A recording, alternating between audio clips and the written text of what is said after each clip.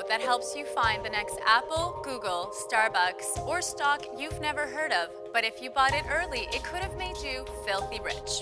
I'm your host, Andra. Today our focus is on medical diagnostics. A little later, we'll be joined by 3 companies that you can invest in who are creating the latest tools doctors need to help better diagnose and treat patients. Joining me now is our returning biotech expert who will help us diagnose the health of our 3 guest companies. Please welcome back the man who can't say no to a good bow tie sale, Mr. Nigel de Gruyter. It's good to have you back. It's nice to be back. Good. So tell me, Nigel, what is a diagnostic company in relation to what we typically think of as a biotech company? Well, typically when we think of a biotech company, we're looking at companies that are developing a cure or something to treat a patient. Diagnostic companies are a little bit different in that we're looking to add information. We're looking to find out what's wrong with the patient or get more information about their disease so we can treat them better. How do diagnostic companies differ from therapeutic companies? Diagnostic companies, from a financial point of view, are typically lower risk. There's a shorter time frame to get to market. Also, it's a smaller financial commitment. So you can see these as sort of a lower risk proposition. Now with that comes, of course, lower reward. But nonetheless, these can be very interesting companies for investors. Okay, so what would be the economics behind a diagnostic company? Well, typically we look at diagnostics the same way as we look at therapeutics. These have to be good for the payers, the physicians, and the patients. And in the case of diagnostics, the payers are particularly important.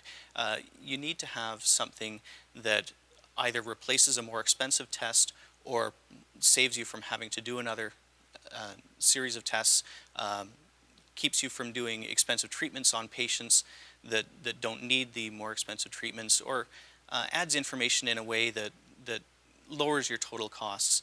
We need to have something that's good for the physicians as well. So they want reduced uncertainty. They want to know more about the disease they're dealing with. And in some cases, this can be an additional billable service for them so that it's economically beneficial for them.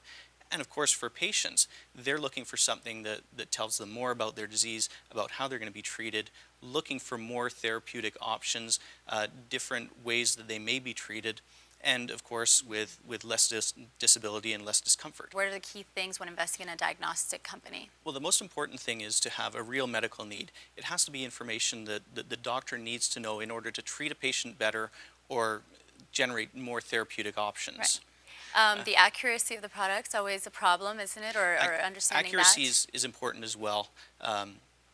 You need to have a product that really does add the information, and false positives and false negatives are a real problem. You don't want to tell somebody they don't have a disease when they do, and also you don't want to tell them they do have a disease when they don't. So the accuracy is very, very important. Typically they'll do some initial testing and they'll get some ideas of where their false negatives and false positives are, and then any diagnostic test can be tuned so that you can get fewer false positives, but it often comes at the cost of more false negatives. And depending on how you're positioning this test, one may be better than the other. For a screening test, you don't want a lot of false negatives, but you don't mind as many false positives. There are large companies out there and smaller diagnostic companies. What's the difference? Right. There isn't a lot of middle ground. You tend to see larger diagnostic companies that are covering a broad range. They have very good distribution, so they can get into a lot of labs, into a lot of hospitals. They have very good reach, and really their focus is on distribution. Then you have a lot of smaller companies that are developing these tests, and typically what happens is you don't have a lot of mid-sized companies. As a company develops a test, if it really gains some traction, typically the company will get bought. So are there any medical device technologies that you're getting excited about? But one of the trends that we should be watching in diagnostics is the development of companion diagnostics or theranostics.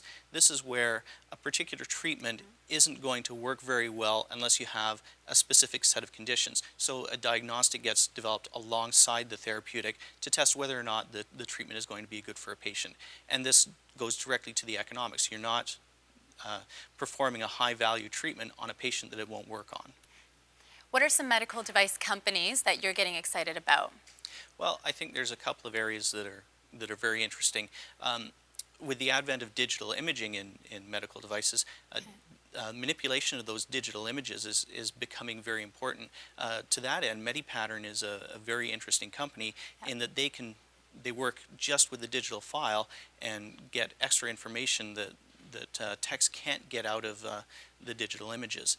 There's also some interesting blood diagnostics coming along from a company by the name of Gene News, where they're using simple blood tests to find a great number of diseases that previously weren't detectable by blood test. Okay, Nigel, thank you so much.